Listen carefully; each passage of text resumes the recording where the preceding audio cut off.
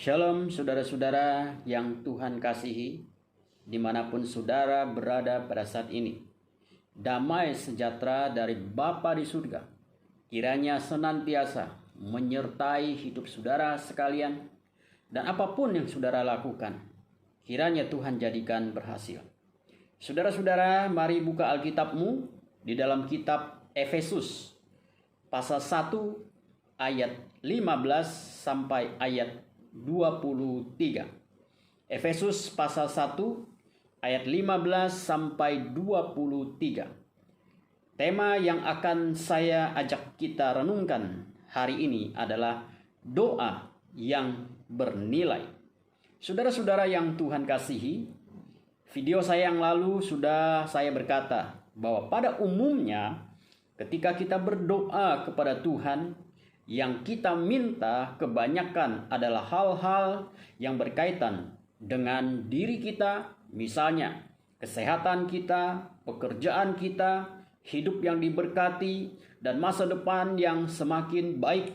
Sadar atau tidak sadar, isi doa kita lebih banyak berkaitan dengan kepentingan diri kita sendiri yang sifatnya bersifat materi. Nah, saudara-saudara, apakah salah berdoa demikian? Tentu saja tidak salah, karena kita memang berhak meminta apa saja kepada Tuhan, Bapa kita di surga. Tetapi saya sangat percaya bahwa tanpa kita minta pun, Tuhan, Allah Bapa kita yang baik, pasti akan memberikan hal-hal tersebut kepada kita, karena kita adalah anak-anaknya. Sebagaimana seorang bapa yang normal pasti akan memberikan apa yang diperlukan oleh anak-anaknya tanpa perlu meminta. Namun saudara, terlalu sering di dalam doa-doa kita hanya meminta berkat materi dan berfokus kepada diri kita sendiri, dan jarang sekali kita meminta sesuatu yang bernilai bagi kehidupan dan kemajuan rohani kita. Kita sering lupa bahwa nyawa anaknya saja Bapa berikan kepada kita untuk keselamatan kita, apalagi dengan hal-hal yang bersifat jasmani. Jika anaknya saja Bapa berikan, yaitu korbankan demi keselamatan nyawa kita, apalagi hal-hal yang kita perlukan untuk menunjang kehidupan jasmani kita di dalam dunia itu. Karena itu, saudara, pada edisi ini saya mengajak kita belajar dari seorang rasul yang bernama Rasul Paulus di dalam isi doanya bagi orang-orang di Efesus. Paulus ingin saudara agar mereka mengetahui betapa besarnya kekayaan mereka di dalam Kristus. Paulus telah mendengar tentang iman dan kasih mereka terhadap orang lain. Dia sangat bersyukur, dia sangat bersuka cita ketika mendengar berita baik tentang jemaat di Efesus. Namun Paulus juga mengetahui bahwa iman dan kasih mereka baru permulaan saja, dan mereka perlu mengetahui lebih banyak lagi tentang kekayaan yang terdapat di dalam Kristus. Karena itulah maka Paulus mendoakan mereka. Nah, saudara, kalau kita perhatikan doa Paulus ini, isi doa Paulus ini, saya melihat bahwa doa Paulus ini adalah doa yang bernilai, yaitu doa yang bernilai rohani, atau doa yang berpusat kepada perkara-perkara rohani. Saudara, mengapa saya berkata bahwa doa Paulus ini adalah doa yang bernilai, saudara? Ada alasan yang pertama adalah karena Paulus berdoa agar jemaat di Efesus semakin mengenal Allah dengan benar. Perhatikan saudara ayat yang ke-17. Di dalam ayat 17 ada dua kata yang menarik untuk kita perhatikan, yaitu roh dan hikmat. Apa yang dimaksud dengan roh dan hikmat? Apa yang dimaksud dengan roh, hikmat, dan wahyu? Apakah hal ini menunjuk kepada sesuatu yang spektakuler dan supranatural sebagaimana yang sering diperdengarkan atau yang seringkali digembar-gemborkan oleh orang-orang tertentu dengan klaim bahwa mereka telah mendapatkan wahyu baru atau mereka telah masuk ke alam lain dan kemudian mereka mendapatkan inspirasi baru. Saudara, tentu saja bukan itu maksudnya. Di dalam bahasa asli Alkitab, kata roh hikmat adalah pneumasopia. Sedangkan istilah wahyu dalam bahasa Alkitab adalah apokalipsis. Nah, kata hikmat itu juga muncul di dalam ayat yang ke-8. Nah, saudara, menurut seorang penafsir bernama Wilkins dalam Theological Dictionary of the New Testament, dia mengatakan bahwa kata sophia dipakai untuk menunjuk kepada suatu pertumbuhan pengetahuan dalam iman Kristen, termasuk mengetahui kehendak Allah atau tindakan atau perilaku yang seharusnya.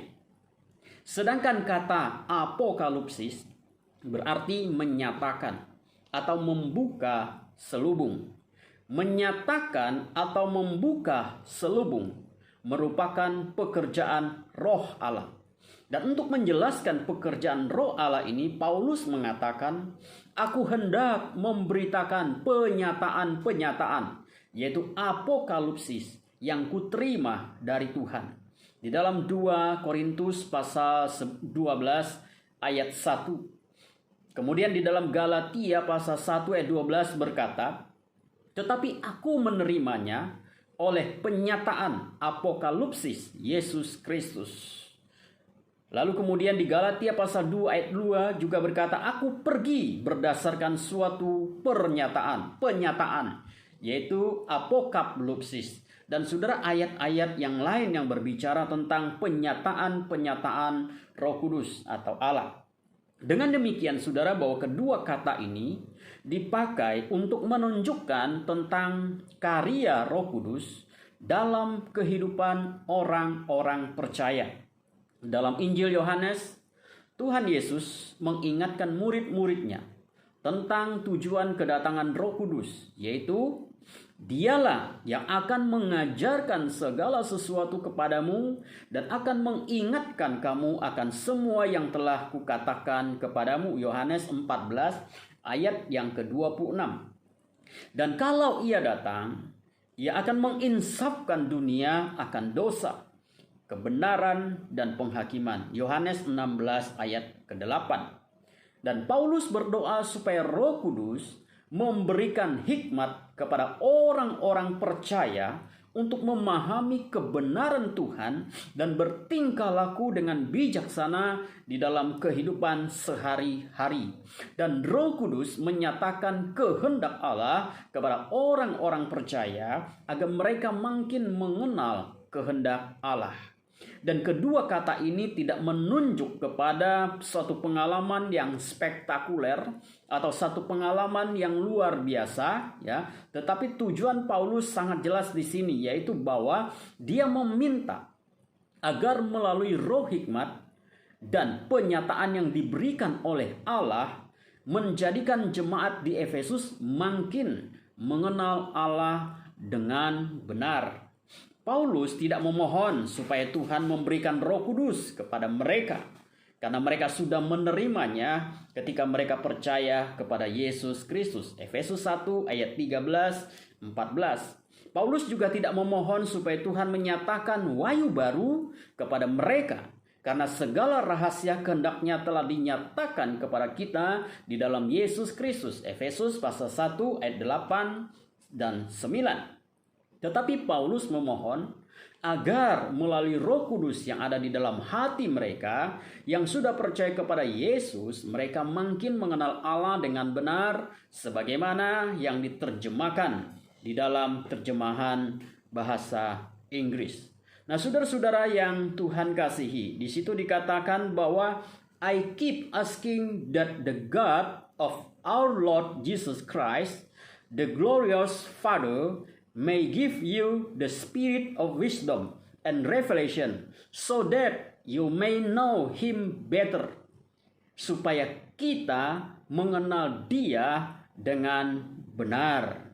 Saudara-saudara yang Tuhan kasihi, Paulus berdoa bahwa supaya jemaat di Efesus semakin mengenal Tuhan dengan lebih baik. Paulus tidak meminta Roh Kudus diberikan kepada orang-orang percaya di Efesus, tetapi supaya mereka makin mengenal Allah dengan lebih baik melalui karya Roh Kudus di dalam kehidupan mereka. Paulus berdoa supaya jemaat di Efesus makin mengenal Tuhan dengan lebih baik, karena pengenalan yang makin dalam terhadap Tuhan akan membuat kita berakar kuat, teguh, dan tangguh dalam menjalani kehidupan kita di dunia ini. Tanpa pengenalan yang mendalam kepada Tuhan akan menjadikan kita mudah goyah dalam menghadapi setiap tantangan yang ada di hadapan kita. Dan Paulus sudah mempraktekkan hal ini. Dan pertanyaannya adalah, apa yang selalu merupakan isi doa kita? Ada seorang pendeta pernah berkata, dia bilang banyak orang berdoa untuk meminta berkat, tetapi jarang yang berdoa secara khusus meminta berkat-berkat intelektual. Misalnya kepandaian, kepintaran, hikmat, dan pengertian. Padahal terkait intelektual adalah sebuah berkat yang besar. Karena itu saudara-saudara, kita perlu mengevaluasi isi doa-doa kita kepada Tuhan. Jangan hanya meminta berkat Tuhan, berkat yang bersifat materi, berkat yang bersifat kepentingan diri kita sendiri. Tetapi mintalah supaya kita makin mengenal Tuhan. Bukan hanya banyak tahu tentang Tuhan. Banyak tahu dan mengenal itu berbeda sekali. Dalam bukunya, saudara J.I. Packer, dalam bukunya Knowing God, dia berkata, seseorang dapat mengetahui banyak tentang kesalehan. Seseorang dapat mengetahui banyak tentang Allah, tanpa mengenalnya. Seseorang dapat mengetahui banyak tentang kesalehan tanpa banyak mengenalnya. Banyak tahu tentang Tuhan tidak ada gunanya, karena tidak membawa perubahan apapun di dalam hidup kita. Hal ini bisa kita lihat di dalam kehidupan kita sehari-hari. Ada orang yang begitu fasih berbicara tentang Allah dan segala macam doktrin Kristen, tetapi relasinya dengan orang lain, dengan sesama manusia, begitu kacau, penuh dengan kebencian, penuh dengan kepahitan. Bahkan ada orang Kristen, saudara, termasuk pelayan-pelayan Tuhan yang bersaksi bahwa dia begitu rajin membaca Alkitab, dia begitu rajin berdoa. Tetapi saudara, ketika dia hidup dalam bermasyarakat sangat disayangkan bahwa karakternya tidak mencerminkan karakter Tuhan, baik di dalam keluarganya, di dunia kerja, maupun di dunia pelayanannya di gereja. Dan jika ini yang terjadi, maka pengenalan mereka terhadap Tuhan menjadi tanda tanya besar. Pengenalan yang benar terhadap Tuhan akan membawa perubahan yang besar di dalam kehidupan pribadinya. Rasul Yohanes mengingatkan kita bahwa, dan inilah tandanya bahwa kita mengenal Allah, yaitu jikalau kita menuruti perintah-perintahnya. 1 Yohanes 1 ayat 3. Setiap orang yang mengasihi lahir dari Allah dan mengenal Allah. Barang siapa tidak mengasihi, ia tidak mengenal Allah, sebab Allah adalah kasih. 1 Yohanes 4 ayat 7, 8. Nah, saudara-saudara, orang yang mengenal Allah pasti hidupnya mencerminkan Allah. Jikalau orang berkata dia mengenal Allah tapi dia tidak mencerminkan kemuliaan Allah, berarti sesungguhnya dia belum mengenal Allah. Sesederhana itu, saudara, bukti mengenal Allah. Dan Paulus berdoa supaya jemaat di Efesus makin mengenal Allah dengan lebih baik. Saudara-saudara yang Tuhan kasihi, mari evaluasilah isi doa kita. Jangan hanya meminta berkat materi, berkat-berkat yang berkaitan dengan kepentingan diri kita, tetapi mintalah supaya Tuhan berkenan menyatakan dirinya kepada kita melalui Roh Kudus yang ada di dalam hati kita, yang telah percaya kepadanya, dan firman-Nya yang telah diberikan kepada kita. Sehingga kita semakin mengenal Dia dengan lebih baik. Kiranya Tuhan memberkati saudara sekalian. Amin. Mari kita berdoa. Bapa di dalam surga, kami bersyukur kepada Tuhan.